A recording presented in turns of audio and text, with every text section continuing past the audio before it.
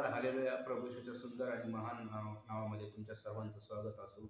आज प्रभू येशूच्या नावामध्ये मी तुम्हाला देवाचं वचन सांगणार. दानिएल शुभवर्तमान याच्या 6व्या अध्यायामध्ये दानिएल ज्यावेळेस सिंहाच्या तोंडात होता आणि सिंहाच्या गुहेत त्याला टाकण्यात आलं, त्यावेळेस देखील त्यांनी प्रार्थना केली. म्हणून प्रियांनो, आपल्या प्रत्येकाच्या जीवनात प्रार्थना ही इम्पॉर्टंट आहे.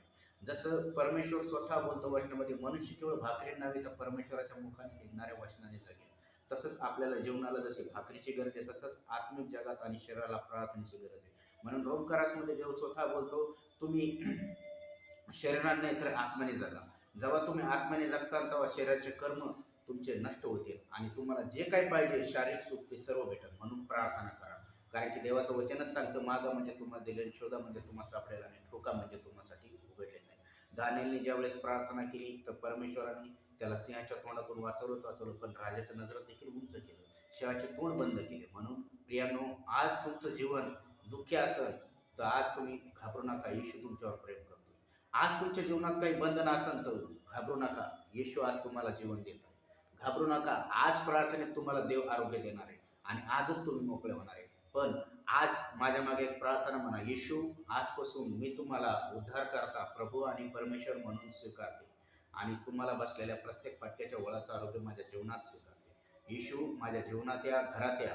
आजपासून तुम्ही माझे उद्धार करता, प्रभू आणि परमेश्वर आहात. आज मी तुमच्यासाठी प्रार्थना करतो. सगळ्यांनी डोळे दाखवा. पवित्र देवा येशू राजा, माझ्या जिवंत ख्रिस्ता, तुला महिमा, गौरव, सन्मान, स्तुती आणि प्रशंसा असो. माझ्या जिवंत ख्रिस्ता, हात माझा नसून तुझा बाप्पा कार्य करणारा तू परमेश्वरच माझ्या जिवंत ख्रिस्ता.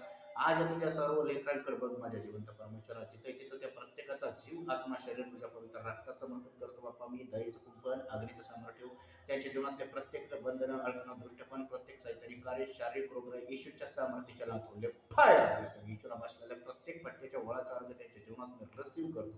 त्यांच्या घरातल्या गरिबीचे श्राप निघ येशूच्याच नाव, दलिद्रीचे श्राप निघ येशूच्याच नाव. त्यांच्या हाताला काम स्वीकारतो येशू. ज्याला लेकर होत नाही त्याला लेकराचा आशीर्वाद त्या बहिणीला स्वीकारतो येशूच्याच नाव.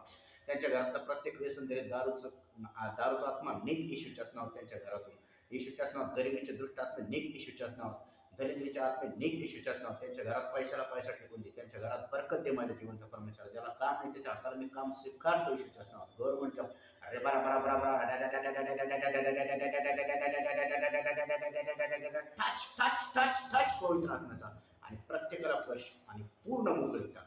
ईश्वरा बसलेल्या प्रत्येक फट्ट्याच्या वळाचा डोक्याच्या केसापासून तर पायाच्या नाकापर्यंत त्यांच्या जीवनात सुरू होतं. कॅन्सर, ट्यूबर, थायरॉइड येशूच्याच नावात निघ येशूच्याच नावात. सैतानी बंधनातून यांना मोकळं करतो ईश्वरा. पवित्र आत्म्याचा स्पर्श रोज प्रार्थना करतो, देवाच्या वचनात राहते. रबा रबा रबा रबा रबा रबा रबा टच हे आम्ही